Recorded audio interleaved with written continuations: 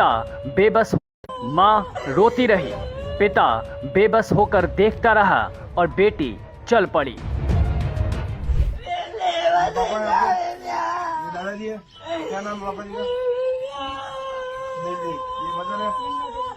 Mother आपकी तो रो रही है। इससे दर्दनाक तस्वीर किसी भी माँ बाप के लिए नहीं हो सकती, जहाँ कानून तो शायद जीत गया होगा पर माँ का प्यार हार गया, परिवार और समाज के संस्कार को रौंद दिया गया।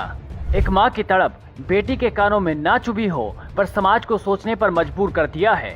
तस्वीरें राजस्थान के जोधपुर जिले के ओसिया क्षेत्र की है। वायरल वीडियो में देखा जा सकता है कि एक माँ अपनी बेटी के आगे रो रही है, गिड़गिड़ा रही है। पिता बेबस होकर सब कुछ देख रहा है और युवती अपने प्रेमी के साथ रहने के लिए अपना घर छोड़कर चली गई और पुलिस प्रोटेक्शन के साथ प्रेमी के घर में रह रही है।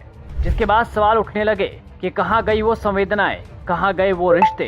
यही वजह है कि हाल ही में ओसिया विधायक भैराराम सियोल ने विधानसभा में इस मुद्दे को जोरों से उठाया था और उन्होंने कहा कि न केवल कुंवारी लड़कियां बल्कि 3-3 बच्चों की मां भी 120 की स्पीड से भाग रही है।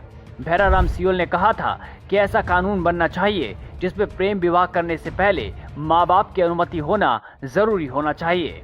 और इन्हीं तस्वीरों के बाद ओसिया विधायक भैराराम सियोल ने कहा कि इस बार चुनाव जीतकर मैं खुश नहीं, दुखी हूँ। हमके मैं चुनाव जीत पर बहुत दुखी हो रही हूँ और मैं दुखी इन बात वास्ते हो रही हूँ कि हमारे कने एक महीने में लगभग 15 फोन इन बात वास्ते आवे कि हमारी घर में लुगाई नागी या हमारी छोरी नागी। और आप ऐसा मेरी बात को कोई अदरवाइज मत लेना। जो मेरे पास फोन आ रहे हैं, मैं ईमानदारी की बात कर रहा हूँ। अरे बाप जी कोई 20-22 वर्ष का कोई टाबरिया नावे तो बात तो समझ नहीं आवे। 3-3 टाबर मां नावनी हरू की 4-4 टाबर मां नावनी हरू की कई करो बताओ। अबे ओ हैंग मोबाइल रो असर है और भागीरथ जी बात करे जकी बात कहूं मैं ईमानदारी की बात कह रहा हूं।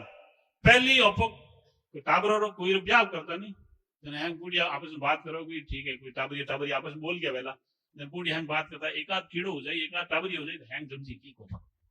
और हमें तो 3-3 4-4 टाबरों में पहली तो 60 स्पीड में दौड़ता, मैं तो 120 स्पीड हो गई। भैराराम सियोल का ये बयान और जोधपुर से आई ये तस्वीर और आधुनिकता के नाम पर संस्कारों की हो रही हत्या पर आप क्या कहेंगे? कमेंट बॉक्स में जरूर बताएं, क्योंकि ये कोई पहला मामला नहीं। अदालत में भी बंदी प्रत्यक्षीकरण याचिकाओं का अंबार लगा हुआ है, जिसमें अपने बच्चे या बच्चियों के गुमशुदा हो जाने के बाद माँ बाप लगातार अदालतों के चक्कर काटते रहते हैं और वही बच्चे माँ बाप के सामने आते हैं और उन्हें पहचानने से इनकार भी कर देते हैं। ऐसे में माँ बाप खुद को बस कोसते रहते हैं।